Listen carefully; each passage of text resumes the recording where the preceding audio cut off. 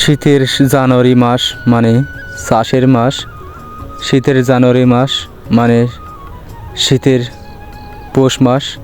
আর এই জানুয়ারি মাস থেকেই শুরু হয় চাষিদের কাজের ইরি ধানের কাজ। আর ইরি ধান চাষ সম্পর্কে আসলে অনেকেই জানেন।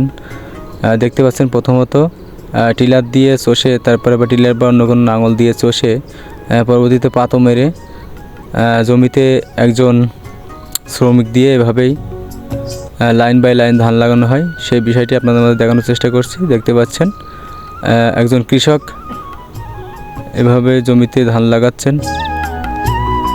এটা সুতো ধরে লাগাচ্ছে, ইরি ধানের রড মিনিকেট জাতের ধান।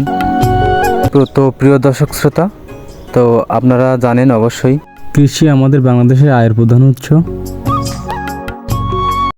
আর আমরা কৃষিকাজকেই গুরুত্ব সহকারে দেখি।